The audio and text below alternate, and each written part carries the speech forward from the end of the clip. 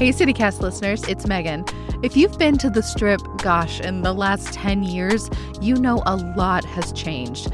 And in a lot of ways, the anchor to all that is the Strip District Terminal. The historic 5-block building used to be the source for all the produce in Pittsburgh. And now it's an all-day destination for shopping, dining, working out, and more. There's the market on Saturdays, performances on Sundays, parking and retail discounts on Tuesdays. Check it all out for yourself in person and at stripdistrictterminal.com.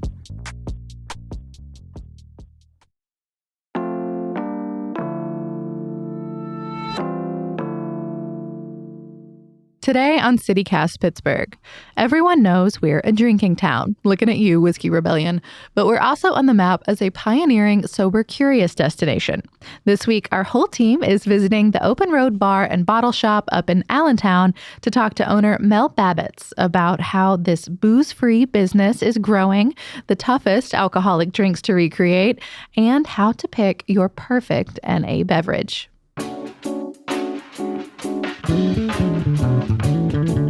It's Thursday, July 27th. I'm Megan Harris, and here's what Pittsburgh's talking about.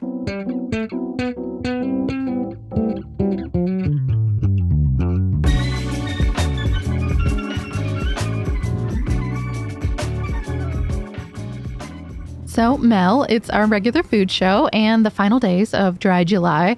Where do you get kind of your inspiration for everything that's in the store here? Because there's a lot going on, a lot of stimuli. A lot of it is through Instagram, actually. But I've also been in the non-alc space for so long that we've been open longer than most of these brands have existed. So it's been really fun to watch the whole non-alc industry become an industry instead of being something that when I was originally launching and telling people and trying to get events or partnerships and getting looked at like I had a second head. Yeah. Well, and you've been around for a little while now. You were doing pop-ups and then you had a spot in Lawrenceville. I personally have always visited you here in your home in Allentown, where we are now. But when you were first getting started, like what was it that you saw in Pittsburgh that made you think like, oh, this is a thing, like we can do this? So we've been open for a little over 3.5 years now, and we're the oldest non-alc specialty retailer in the country. Were you first? No. Or have you just lasted? Yes. That's sad, I think. I mean, a lot of it is COVID related and a lot of it is shipping related. So there was one retailer preceding me. I want to say they started in 2019. They were all online and they were all shipping based, and shipping is a nightmare. I saw that you recently stopped. You put it up. You're like, I can't do this anymore. For the weight of this stuff and the shipping costs, it seems like it would be a nightmare. Yeah, shipping beverages is expensive. So I'm glad to now just not have to worry about those orders potentially coming in. But when I first launched, it was very shipping based. Back to answer your actual question, all of the planning and all of the original visions of the Open Road were not this. I didn't imagine being a store. I didn't imagine hundreds of non-alc products coming out. But I also certainly didn't imagine the last few years going the way that they did for the world. So when we originally launched, it was as a pop-up bar for a Dry January downtown. And that was great. And it was supposed to be a bar, which is why bar is in the name. And one day we will also have a bar, but right now we're a store, which has been great. What got you so excited about it? I mean, are you comfortable if I ask? Are you sober? I'm not. I don't identify with the word sober for myself. Mm-hmm. I don't drink. Alcohol and I never got along, and part of it was I can't digest alcohol is the short version of what got us here. But I like to try things, and my partner drinks, and so I'll take sips here and there. I haven't had a full serving of alcohol this year. Yeah, so the inspiration was just I wanted things that I wanted. I wanted to be able to go out to a bar and order something that was what I wanted. And so I had to create that space. And then COVID said, nope, not time for that. You're a store now. But yeah, Pittsburgh was actually kind of ahead of the curve for non-alc options. And I mean, back in the day, when mixtape Gen 1, like version 1 mixtape, they were, R.I.P., yeah. But mixtape's back and better. They are. And a they're little great. cleaner, I think. Probably. They're great. We do stuff with mixtape, but they were one of the only places that had NA options, and it was awesome that they had NA options. Yeah, I mean, gosh, going back like 4 or 5 years, Right. you had to beg, and really even then it was kind of like club soda and lime. Totally. Now, I mean, I think it's weird if I'm at any restaurant in the city that there's not like some kind of mocktail NA option. And that's so new. That's I all know. within the last year. Really, truly. What made the difference? Like, what has happened here in Pittsburgh that suddenly that's the thing? It's not just here, it's everywhere. Really? Yeah. It's Wait, the last. Pittsburgh is with the times on something? We're ahead, actually. Empath was one of the first non-alc pop-up bars in the country. So they got she it doesn't rolling. get enough credit, but credit where it's due. Yeah. No, spread the flowers. Yeah. They got it started. You picked it up. Yeah. What was the demand like in those early days versus now? So different and so much quieter. And I mean, awareness is part of it. Like, I have new customers every day, which is great. And the options that were out. So almost none of these products that you now see, over 400 products in our store, which is insane. Yeah, totally. My first event, I think we had like 6 brands. Yeah. What does it feel like to you to like see this place like literally fill up with options now? It's surreal. I think 4 NA breweries launched this year alone. And that's crazy. Here in Pittsburgh? No, but in the country. Gotcha. Non-alc is on fire. Do you think I did not expect it to go this well. Do you think that there's any one or two things, at least locally, that is making the difference? Well, I'm really excited that locally there are a few places that are doing non-alc production. So Two Phrase in Garfield is making a non-alc beer series. They now have their 3rd NA beer available. It's a West Coast IPA. It's fantastic. I'll be picking up some more tomorrow. You can get it either from them or at Allegheny City Brewing or through us or probably a couple other spaces around town. I think people are just starting to listen to that people want stuff that's not always alcohol for whatever reason. Yeah. I feel like I saw a lot of media cropping up during the pandemic. I don't know that this is true, but like, were people just like sitting around drinking in their sorrows and then like they emerged later and they're like, you know what, I gotta stop. Exactly. Really? Like that's actually what's behind some of this? Yeah, definitely. Yeah, I'd say the majority of my customers followed a pattern of what you just described of, you know, we did what we had to do to deal and then realized that that wasn't working. And then looking for new options. And at the same time, a lot of these products started to come out. And some of them were in development for years before and just happened to come out at that time. But a lot of them, innovation started during that time because, you know, if people were home more or had more time or decided to make career changes or whatever it may be. A lot of my customers are also, I'd say, our peers who are either looking for things for when they're pregnant or have new families or just trying to be more present in their life or to do their career or whatever it is and to be able to wake up tomorrow without feeling good. Yeah, exactly. Without the hangover. Totally.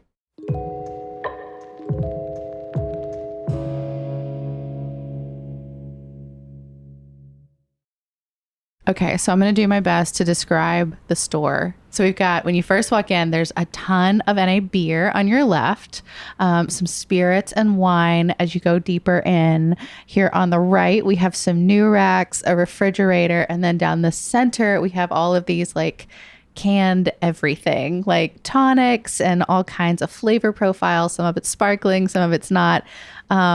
Mel, every time I come in here, I am overwhelmed by colors and options. And I always have to ask you, like, I want something that's like this. And you always help so much. What is your guide to picking something out? How do you help people? Well, I try pretty much everything that comes in the shop. And I just ask questions like, what are you looking for today? And what are your likes or dislikes? I try to narrow it down by category. So the store is pretty much broken into 2 halves. The left side of the room being all for flavor, the beers, the wines, the spirits, ready to drink options. And then the right side of the room, everything is functional. here meaning everything does something. Yeah, I had never heard of functional until like 30 minutes ago. Explain it for me. Yeah, so here, functional can mean anything from the caffeine in coffee and tea products through hemp products and everything in between. A lot of them are mood enhancing, whether it's uplifting, energizing daytime, or if it's wind down, relaxing nighttime, evening. Some of it is just like prebiotic, good for gut health. Some of it, like I said, is just caffeine and coffee products. Yeah, it's nice to just have that separation of, do you want something that does something or not? Totally. Well, I guess let's start with wine, maybe. What kinds of questions do you ask people? Like how help them navigate for themselves? I would generally suggest looking for things that are whatever you would normally drink. And then, so wine is actually probably the most challenging category. Good. I'm glad we started hardest first. Yeah. Wine is hard because just for non-alc in general, there's no wiggle room, right? You have your wine in the glass.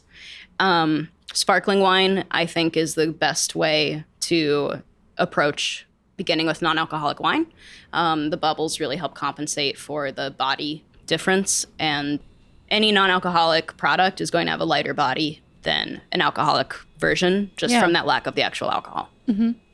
So that's a common challenge in wine, is that it doesn't have the right body or it doesn't have the right mouthfeel. And so the bubbles are a really nice way to have a wine that you expect it to be the way it is without those challenges. And we're sipping a little bit right now, too. I couldn't help myself when we walked in. Yes. A nice, light, summery, bubbly red. But yeah, the sparkling NA wines tend to be really good. Still wine is hard. Dry red wine is the hardest. I can imagine. But they're constantly coming out with new ones. New brands are constantly coming out. What about for beer and spirits? Are the rules any different? Is it easier to help folks find stuff? Yeah, beer is probably the easiest. Non-alcoholic beer is the oldest and furthest along of non-alc drink categories. I have a vague memory of my parents' age drinking like NA Heineken like in the 90s, you know? Well, actually, NA Heineken only came out a few years ago.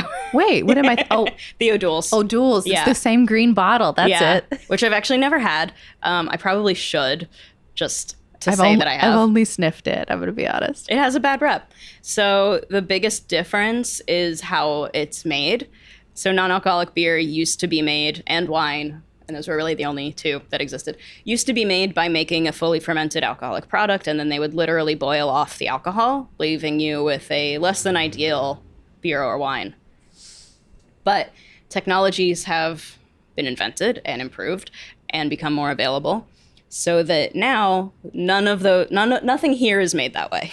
Okay. More sophisticated. Yes.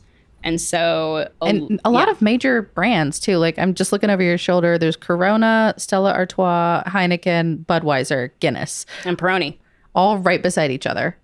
And Lagunitas and Sierra Nevada, and a ton of others too. Like I don't want to make light of the small brands and some local brands, but yeah, it's not what you think it's going to be. Yeah, the Corona is really spot on. Good to know. I've actually had some people get the Corona and then come back and say that was too spot on for me.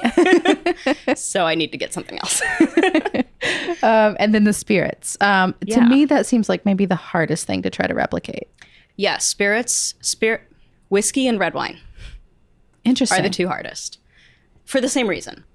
It's the body and it's the no wiggle room. It's whiskey that people want to drink straight or on the rocks in a very spirit forward preparation, or a dry red wine that are the hardest. But in non-alc spirits, there's so much innovation happening that can kind of be broken into what I call spirit mimics, or the ones that are trying to be the things we're already familiar with, like the gins, whiskeys, tequilas, or original spirits that are more botanically driven, a little more creative. Sometimes they're bitter, sometimes they're floral, they can be light, dark, whatever. And those tend to have a much higher satisfaction rating. I'm thinking about like how a lot of people approach like, vegetarian cooking or, vegan alternatives, things like that. Like if you're looking to eat chicken, then no, tempeh is not going to taste great. Right. But if you take tempeh as like just something delicious to be eaten, then a lot of times maybe the meat and potatoes crowd would be perfectly happy with it. Yeah. It's just a different manner of thinking about it. Totally. So before we go, are there any products that you are just totally in love with or you want to shine a little local love on for folks that might stop in the store? For local, I definitely recommend the Two Phrase NAs. Their NA series is called You Do You, and right now they have a West Coast IPA up. I see you got a little handy Post-it note over there to help people notice it. Yeah, because they're in our fridge and not on the beer shelf. We just got in some new ready-to-drink options from a brand that I really like that's based in LA called Bon Buzz. They are a functional spirit that gives you basically a shot of serotonin, dopamine. Rhodiola rosea is another mood-lifting herb. They've made a spirit for a few years, and they just came out with a ready-to-drink canned option as well. Honestly, there's just so many. I know. We get new stuff all the time, and it's just really fun. So you said a beer and then a functional. Is there a spirit or a wine that you would recommend? A shot pick as of this moment. Many that I would recommend. Gia and the Pathfinder are two of our favorite products at the store and two of our best sellers as well. They're very bitter. One's bright, grapefruity, gingery, summery, and the other is a little heavier, darker, more herbal. But I like those just straight or on ice. What would you say to anyone that's maybe, I don't know, a little nervous about popping in here and trying something that is a little less familiar than what they're used to on a regular menu? Don't be afraid to come in. We have new people come in all the time, and we do a ton of education. We will go from where you are and ask things like, what flavors do you like? What do you like to drink? And just kind of go from there. We also keep open bottles of most of our spirits so people can try things before they buy, because they are all premium products that are new brands and small brands, and so they're not cheap. But I don't want you to pick something out, take it home, hate it, and then just be like, well, non-alc spirits aren't for me, or whatever it is. And so Please come in, try some stuff. You will probably find something that you like. I can confirm. You have helped me many times. I'm really glad that you are here with us in Pittsburgh. Thank you. Mel Babbitts owns the Open Road in Allentown. We're going to turn this off so I can buy some more non-alc booze. Thank you so much for being here today. Thank you.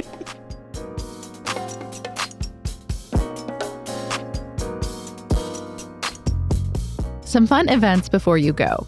The Steel City is going to be repped at the FIFA World Cup. A Pitt soccer coach and a 19-year-old midfielder are both on the Nigerian senior national team.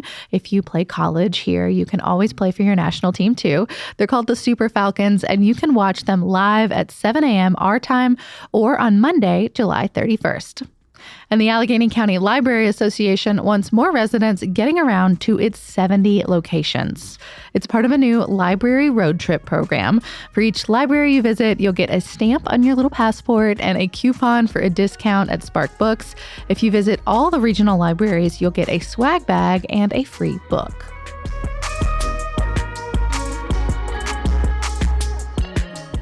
That's all for today here on CityCast Pittsburgh. If you're liking the show, we hope you'll tell somebody. I know that's how I find all my favorite podcasts. Leave us a rating, a nice review, and make sure you're subscribed to that Hey Pittsburgh newsletter. We'll be back tomorrow morning with more news from around the city. Talk to you soon.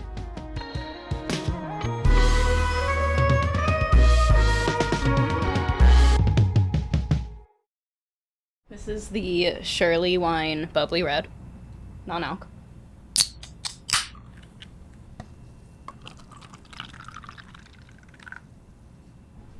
That's delightful. It does taste like a bubbly red wine. Nice and dry. Very lightly effervescent. Mm-hmm. Just a little bit. You can tell her as the professional language to describe it.